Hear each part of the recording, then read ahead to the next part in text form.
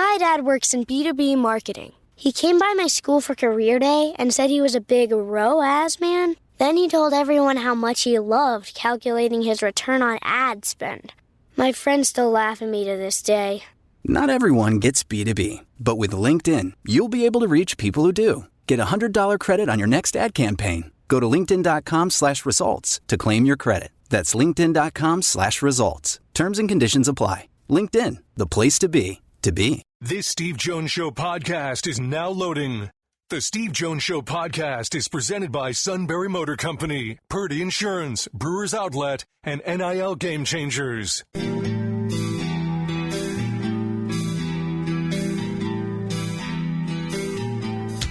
Bringing you an in-depth look at Penn State sports and more. This is the Steve Jones Show on News Radio 1070 WKOK. The Steve Jones Show is presented by Sunbury Motor Company, Purdy Insurance, and Brewers Outlet. Now from the Sunbury Motor Studio, here's Steve Jones. It's Friday, and that means it's Brewers Outlet Day. Brought to you by Brewers Outlet, Reagan Street in Sunbury, the beverage supermarket. Imports, domestics, microbrews, the best selection of beer anywhere. Tailgate time. Wine coolers, water, soft drinks, snacks. They roast their peanuts fresh and hot every day. Pickle Bar, led by the Barrels and the Dills, my two personal favorites, indeed second to none. All at Brewers Outlet, Reagan Street in Sunbury, the beverage supermarket. And we get the show off with a bang by bringing in the best in the business, Phil Steele. Phil, welcome. It is always great to hear you on the other end with all the great info and the fact that you're just one of the great guys out there. I appreciate that, Steve. Hey, we're talking during the regular season. How about that? See, this is what I prefer. You know, we can do a great job because I always want to promote the publications. But you are a 24/7 guy in season and out. So getting your perspective in season, invaluable. And with that, I want to start with Texas. They went to Michigan. They won that game. They made a statement right away. What is we're seeing it with Arch Manning at quarterback with Ewers, and Ewers will eventually be back. But what's the overall depth of this team that makes them an impressive contender? Well, I think when you look at them defensively, I was a little concerned they lost their two defensive tackles from last year, but they've played well up front, really shut down Michigan's run game, held them to 80 yards rushing in the game. That was probably my biggest concern on the defense. The back seven looks solid. And offensively, you were concerned when they lost a couple of running backs prior to the year, who was going to take charge. But Jarrett Gibson was one of my top freshmen coming out of high school. He's already got 178 yards rushing. They're deep at receiver. I love Isaiah Bond, Ryan Wingo, Gunnar Helm, and the offensive line is one of the best in the country. So as long as that defensive line came along, which it has, I do think they are one of the most talented teams in the country. Because that is still the bread and butter for Michigan, running the football. And the fact that they can keep them to a low number like that tells me something about not just what they're doing up front, but it also tells me about their speed defensively. Yeah, absolutely. And I don't think there was anybody questioning the back seven. The main question was probably the defensive front, but they held up well against Michigan. I thought outplayed them the majority of the game. Now, Michigan, on the other hand, Davis Warren, the former walk-on, had been the starter. It's always been my understanding, Phil, that he was a better practice player. But Alex Orji is going to get the start this week, and Orji at least will put more jump into a pretty good running game. Mullings had 155 last week. What do you think of Michigan, especially with this matchup with USC this week? Yeah, I think we're going to learn a lot about Michigan this week. And keep in mind, I'm here Jack Tuttle's healthy and ready to go. And if that's the case, I had the feeling, listening to him in August, that Tuttle was probably the guy they preferred to go with at the quarterback spot to run their full offense. But Orji gives them a different offense. His mobility, I think, is going to be tough for USC to manage. And if that offensive line can finally start playing, you heard from the Michigan folks, in the month of August, hey, we lost all 5 offensive linemen, but this line's going to be pretty good, pretty close. They haven't really been there yet this year. They did run for 300 yards last week against Arkansas State, but that's hardly USC. I think D'Anton Lynn's defenses at UCLA were amazing last year, and same thing here at USC. I think this is going to be a fun game to watch where we learn about both teams. Yeah, no question. I think there's a lot to learn here because Dan Lynn, obviously, I know he started here at Penn State. Dad was a fine coach in the NFL, but that's been the big difference in this team. What is USC doing defensively with him that they couldn't do with Alex Grinch? Well, they're tackling, which is something they didn't do last year. That's the one thing that jumps out at me when I'm watching tape of USC is that they're tackling a lot better. But I think the schemes are better, and they brought in a bunch of different players. I thought they brought in, 9 different transfers. The majority of them are starting on the defensive side of the ball, including a couple of guys from UCLA. So I think it's an upgrade in talent, tackling better, and just an overall better scheme on the defensive side of the ball. I was never overwhelmed with the previous defensive coordinator, even going back to his days at Ohio State. Agreed. No, and then now Miller Moss had the big bowl game. I thought played pretty well against LSU. What do you like about him as a quarterback? Oh, I love, first of all, that he was patient, and waited his time, stayed in the same system, especially for a guy like Lincoln Riley. You play for Lincoln Riley and you're the starting quarterback, you're going to be a Heisman contender at the end of the year. So I love the fact he stayed, didn't transfer, and it's proven true to form. This guy knows the offense as good as anybody on the team. He's been there forever, and I think he has all the physical attributes you want, and he's got Lincoln Riley as his coach. So add it all up, I think he'll be one of the best quarterbacks in the country at the end of the year. Yeah, and they've always had the skilled people with Lincoln Riley there. Mark's the running back, not a bad player. I mean, McGree, right? I'm a big Zachariah. I mean, I know in the return game, Branch to me is a difference maker. What's your thoughts on their skilled people right now to go with Moss? And it was. I thought at the start of spring, one of my biggest concerns was the depth they had at receiver. They had basically 3 guys you really liked, and you're like, well, what else do they have? And then, talking to Coach Riley, they bring in a Kyle Ford from UCLA. They bring in from Auburn, Jay Fair. They bring in Jaden Richardson from Division III, and I felt like the backups were better. But the Branch Hudson, Lemon, Robinson duo, they're strong at tight end as well. They've got plenty of talent there. And then as you touched on, Woody Marks has done well at running back. I think the offensive line playing them better, though, has also been a key factor. You look at the fact they've only allowed 2 sacks this year. They're averaging 5.3 yards per carry. That points a finger that we're getting better play out of the offensive line. Yeah, no question about that. Penn State's had the 2 games so far, West Virginia on the road, then, of course, the Bowling Green game. Just some quick thoughts on what you think of the Nittany Lions to this point. It's only a 2-game sample size. You had to be very impressed with the West Virginia game. I thought that the touchdown right before the half was massive. It was a game. It was 14-6. But every time I talked to Gil Brandt, bless his heart, and God bless him, I should say, Gil would always say, "You score right before the half, and that's a different game in the second half." And that's exactly what the Penn State game was. That the touchdown right before the half was huge. I thought Penn State dominated the second half. And naturally, in a letdown spot, they played Bowling Green. Surprised Bowling Green could put up 286 yards in the first half. Not so surprised that Penn State held them 100 yards in the second half when they came to play. So I think Penn State is one of the top teams in the country. I had them top 5 at the start of the year. I like what I see out of Drew Allar at the quarterback spot. He's hitting 65% with a 5-1 ratio. Singleton and Allen finally have regained their explosiveness of 2 years ago, which I think really helps the offense. And they're getting decent play out of the receivers. Still not an overwhelming unit, but I like what I see out of Tyler Warren so far.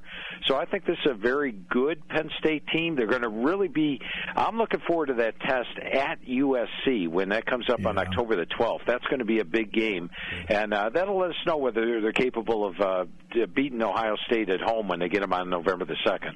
Right. And it's interesting because this is something I did bring up with James Franklin on his show Thursday night.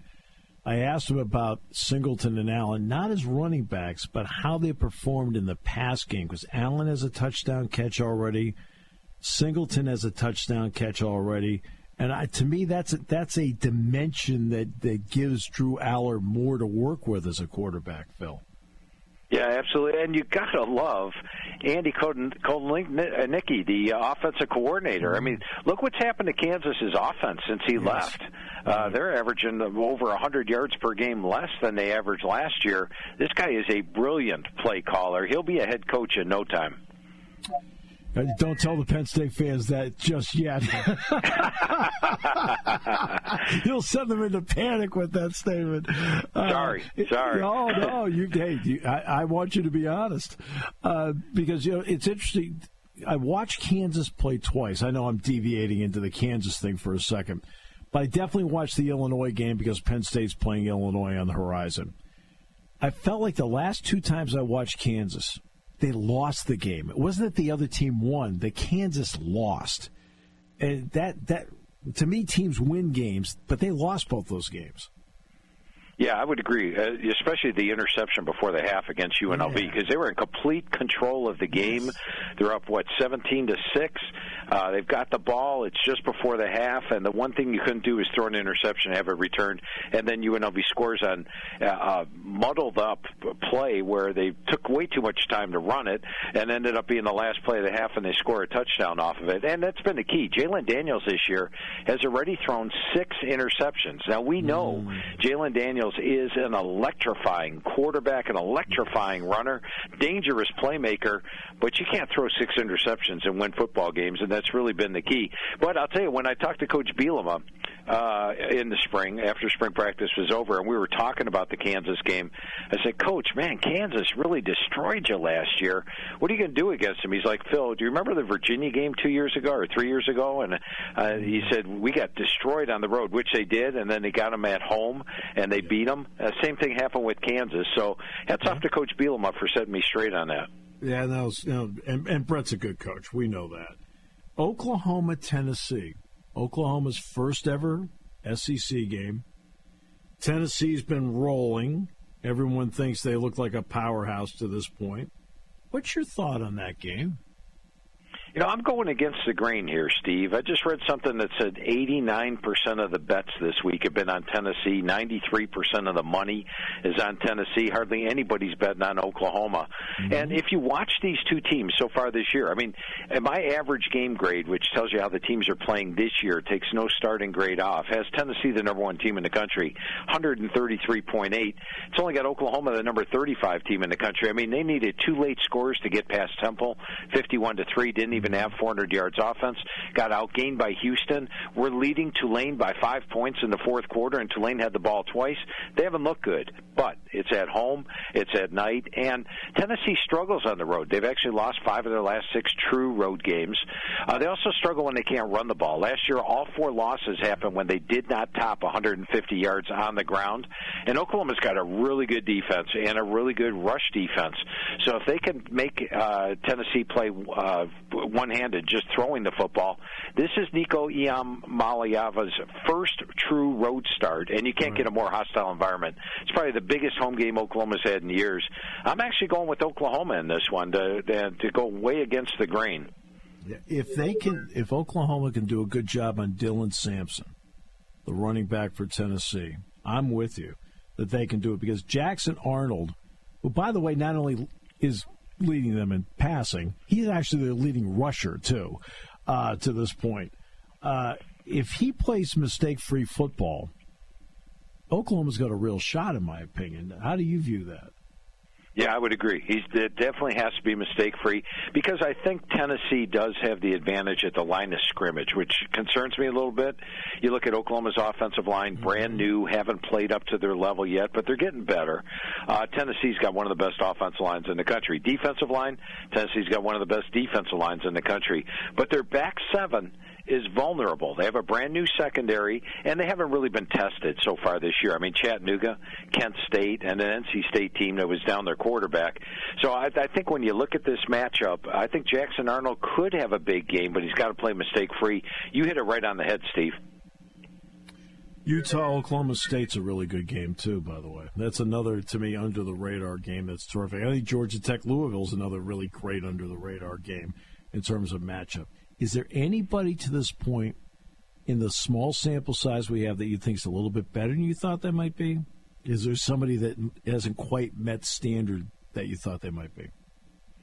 Well, not met standards. That one's a slam dunk. I'm going to go with Florida State and Florida. I mean, right those two teams have looked absolutely awful so far this year. Florida State being 0-3 right now heading into the year is pretty shocking. USC, I think, has played above what I expected coming into the year, especially with the impressive game against LSU. But they've got, as you mentioned, a brief sample size. We'll see how they do in the big house. But I do want to talk about that Georgia Tech game for a minute, because there's just an amazing stat runs through my mind, Steve, and that is Brent Key, as the head coach of Georgia Tech, has taken on 5 ranked ACC teams.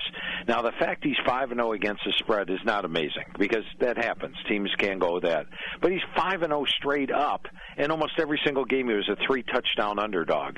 So here they are, a double-digit underdog against Louisville on the road, and the game they lost this year, guess who was favored? Georgia Tech, and Georgia Tech was the ranked team. So whenever Brent Key has a game, go against the ranked team. I'm going with Georgia Tech in a possible upset there. And it doesn't hurt that Haynes King is off to a good start. He's a +5 on touchdown to interceptions right now. I mean, he takes good care of the ball, and he's not bad running it either. Yeah, and they also have Jamal Haynes in the backfield. Yes. So, you can't just look at Haynes King running the football or throwing. But the one big difference with Haynes King this year, as opposed to last year he had 16 interceptions. But if you watch Georgia Tech and you look at their last 6 games last year, those were the games where King really improved on the interception ratio, and that's when Georgia Tech became dangerous. And so far this year, 6 touchdowns, just 1 interception. One last one, that is Georgia, which every year seems to have that sleepwalk game. 2 years ago at Missouri, last year Auburn, even South Carolina at a point last year. They win this game 13-12. Let's be honest here. I mean, I think anybody thinks that every SEC team is awesome and incredible. Kentucky's average, all right? They won the game. Should there be concerns? Yeah, there definitely should be concerns with Georgia. Now, as you mentioned, they have struggled in the past on the road in that first road game, and they've got some team named Alabama coming on deck where they have to play them on the road. They also have to play Texas on the road and Ole Miss on the road. Yeah. I think they clearly will drop at least one of those games this year. But, the thing that jumped out to me with the Georgia-Kentucky game was South Carolina's got a really good defensive line, because Kentucky couldn't do a damn thing on offense against South Carolina. They couldn't run the ball. They couldn't protect the quarterback. Every time he stepped back, he had players in his face. And Georgia, now they were down a couple of defensive linemen for the game, but Georgia's got the best depth in the country. They go 3 deep at every single position. So I expected their defensive line to just overwhelm Kentucky, and they did not. Kentucky actually ran the ball for 170 yards. They only allowed 3 sacks. That would be a concern of mine, the fact that Georgia's defensive front did not dominate that Kentucky offensive line, which got blown away by South Carolina. Tom Allen, Penn State's defensive coordinator, says, Steve, I love coaching ball. Well, guess what? I love talking ball with Phil Steele. Phil, thank you so much. I appreciate the valuable time. Hope everything's going well for you all the way through, and we appreciate the fact you gave us time today. Hey, thank you, Steve. Always a pleasure talking to you, my friend, and good that we could finally do it during the football season. We will do it again. How about that? That sounds good, Steve. I look forward to that, and appreciate your insights on Penn State football that I always get from you. Hey, Phil, my pleasure. You're the best. All right, thanks, Steve. Phil Steele, best in the business. Incredible. All right. We'll take a break. Brought to you by Brewers Outlet, Reagan Street in Sunbury, the beverage supermarket here on News Radio 1070 WKOK. If you want to have a fun day, you have to drive a Hyundai. From Sunbury Motors Hyundai, you'll be busting through the snow this winter with these incredible all-wheel drive savings. Lease a third-row seat all-wheel drive Santa Fe for only $450 a month for 36 months. Choose a 2024 all-wheel drive Sonata for only $29,674. Or a 2025 all-wheel drive Kona for just $28,968. Looking for a compact truck? Sunbury Motors Hyundai has 17 Santa Cruzes in stock with savings up to $1,774. Remember, all new Hyundais come with America's best warranty. 10 years, 100,000 miles. We're not done. Lease an 80 MPG AMG Hyundai Tucson plug-in hybrid for only $465 a month for 36 months. Sunbury Motors has 53 Tucsons available. Hard to believe it, but winter is just around the corner. And now is the time to save big money on your next new all-wheel drive Hyundai from Sunbury Motors Hyundai in the North 4th Street Auto Plaza, Sunbury. 36-month leases are 10,000 miles a year with $4,000 down. See dealer for details. Hi, this is Season. For over 100 years, the Purdy Insurance Agency has been protecting families and businesses of the greater Susquehanna Valley and beyond. With the experience of our trained and knowledgeable staff, you can rest assured that your needs will be evaluated and met by some of the industry's best representatives. No matter what your insurance needs are, call Purdy Insurance today at 570-286-5855. Visit our website at purdyinsurance.com or check us out on Facebook to see what we can do for you.